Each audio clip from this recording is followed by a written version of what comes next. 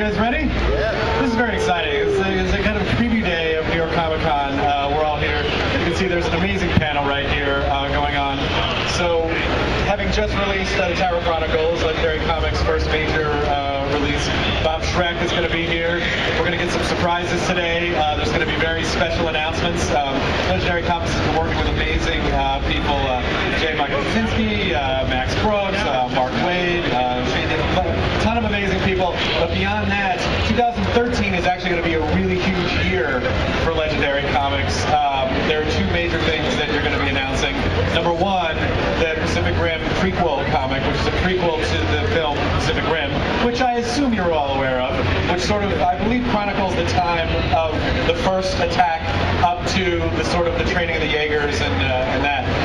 So announcing these projects, Travis Beacham is here, Guillermo Del Toro is here as well. Obviously, Grant Morrison is here as well, and Bob Schreck here, editor-in-chief of Legendary Comics, is going to take it away and talk to everyone. I'm just a sexy accessory at this point, so I'll just drift into the back while Bob Schreck takes the mic. Take it over, Bob Schreck. I'm the unsexy kind of dollop in the room. Baby. This has been a great ride so far, and we're very, very excited. Not only, clearly, the moment I saw The Devil's Backbone, I was like, oh my God, this is amazing, and he's just an incredible director and writer. And of course, Travis, who did the screenplay for Clash of the Titans movie and for Pacific Rim, it's his screenplay. So we do have that. And while that's already been announced as a film, we are going to do a graphic novel of the early stages of the story. So that's something that, you literally pinch yourself. It's like, I get to talk to Travis and Guillermo every now and then and figure out what we're going to do. But we're also announcing today a brand new project by Mr. Grant Morrison called Annihilator. And we'll be showing the logo eventually. And how would you describe Annihilator? Because you can do this way better than I can. Basically, Annihilator is, I guess it's a kind of 21st century version of the Faust story, in the sense that it's about a Hollywood screenwriter who's kind of down on his luck, and he gets the opportunity to write a big tentpole movie called Annihilator, which is based on a character called Max Nomax, who's an ancient pulp character. Now, Max Nomax isn't actually an ancient pulp character, we made him up specifically for this. So, our story is that Ray Space is a lead character, he's got to do this movie, he's in a bit of trouble, and he kind of makes a deal with the devil, and then one day, a few days later, the FBI turn up at his door and say, a man just appeared in the Tevatron, he's just appeared out of an artificial black hole that we created. Why does he want to meet you? They show Ray the photograph and he says, this is the lead character in my new screenplay.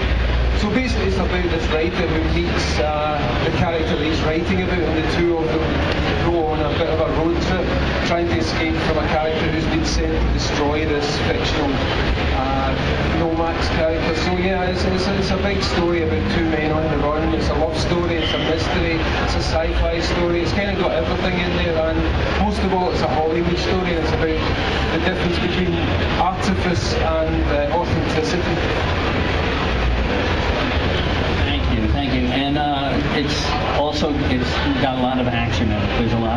It's perfect for comics. It really, that's the thing that Legendary wants to do in general is we're building the comic book house, comic books first and foremost. This is, and that's why we're going to people that know comic books. And Guillermo, you know a little bit about comic books, right? Just a wee bit? Huge comic book fan, obviously. So, Guillermo, would you like to talk a bit about Pacific Rim? Well, the idea was from the start not to do an adaptation of the movie, because with very rare exceptions, like the Coppola's Dracula, which was adapted by Mignola, they all are pretty sulky. So I always thought it's a lose-lose proposition to try to adapt the movie into comic book form. So we thought about this as the most humble transmedia attempt. We thought, well, we can expand the mythology. When we were developing the movie, both Travis and I kept writing biographies for the characters, and then eventually we started developing the design and the tech of the Jaegers and the backstory for the kaiju, the monsters. And we ended up generating a Bible that was several hundred pages long. So there was such richness in that material, so many ideas that were there for the origin of some of the characters, some of the drama that meant realizing that the first attack was an event that was first singular. It was earth-shattering. It destroyed several cities, and then when the second attack occurs and the third attack occurs, mankind knows that they are not just facing a unique singularity, a singular event, and they have to find a way to fight these creatures.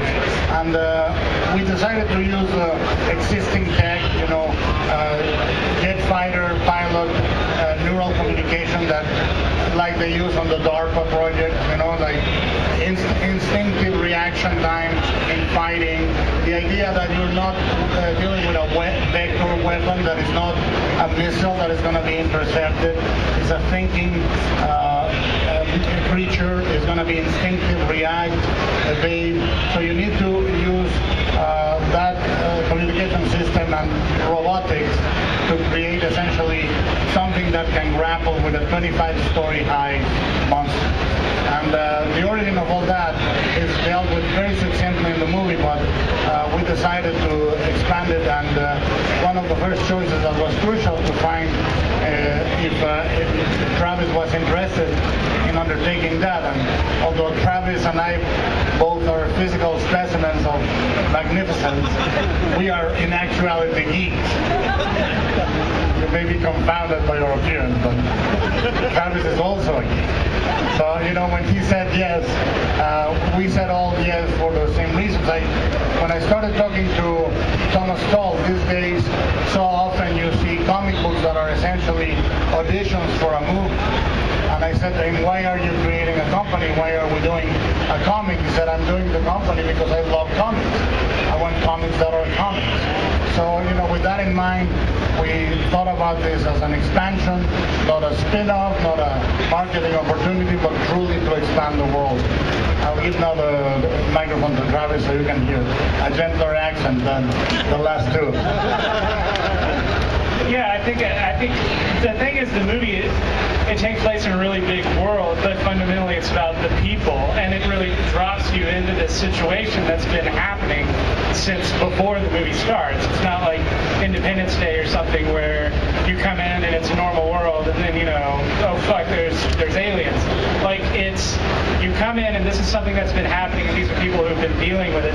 And one of the things that opened up for us to be able to do was because in the process of developing it, we had to come up with such a substantial backstory to be able to refer to it in the film and the past and that sort of thing.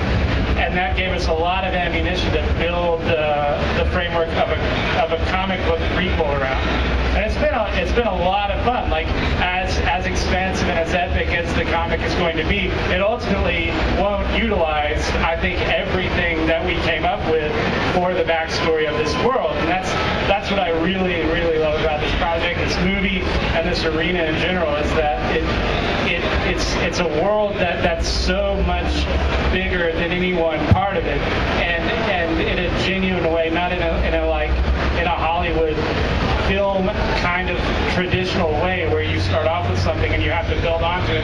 This is naturally big to begin with, and we're filling in the middle of a border that goes way outside of the movie. One of the things that we tried to do, and you'll see it in the spirit of the poster we did today for Comic-Con, the idea was to make the movie not a glossy, fluorescent lit, polished surfaces, super cool environment. We start the movie in the middle, or quite actually at the end of the war. We're losing, we're not winning, everything is rusty, everything is broken down.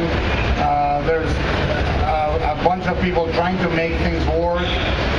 And we started to echo Rosie the Riveter propaganda propaganda posters from World War II, the spirit of alliance and volunteer work, and so on and so forth. And in order to see the beginning, see the sort of golden era of the Jaegers, which we deal with very quickly in the opening of the movie, we thought the comic was a perfect opportunity to see the moment where we all thought we can win this, and we're going to be beating them. And then when you stay at war for that long a time with an enemy that formidable, that's when the movie starts. Great. I think we should open up to questions at this point. I'll run the microphone for that. I'll be your mic monkey. Any questions? Anybody? Brett? Oh, conveniently you have a question and you're in front.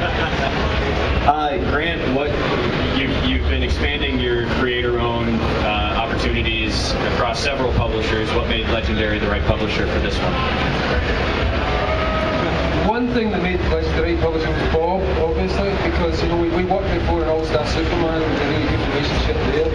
So kind of when Bob went over to Legendary, and I spoke to him last year about doing some stuff, it was a very instant connection. So it was mostly that. It was also the fact that I've had this movie idea in my head for years and years, and suddenly Legendary, but obviously more well known as a movie company, come to ask me to do a comic. So it seemed that this particular idea that's been brewed in the back was the idea that most suited Legendary. I felt it was most operating in the wheelhouse. So that was kind of why I chose to do this particular one with those guys. Before we take more questions, Guillermo has an announcement. There's a thing. Okay, I undersold that. I'm pregnant. Guillermo's pregnant. We're not sure who the father is, so it's a little awkward. But we're going to find it out with some tests, and then what else? We're going to be distributing the poster I said before, which is this one. And again, it's trying to evoke World War II poster, the time of the resistance, at the time of austerity, and it's a poster generated by the Pan-Pacific Alliance to try to recruit the goodwill of citizens and volunteers alike. So, we tried to design it both in the paper that was used, the colors that were used, the gradation that was used, all tried to evoke the propaganda posters of an era gone by. As though the movie in many ways trying to not go for just sleek futuristic design, but trying to make the machines and the environments things that you can believe could work and exist. So there you have it. That's my announcement, and pregnancy is not yet proven. It may be the burritos.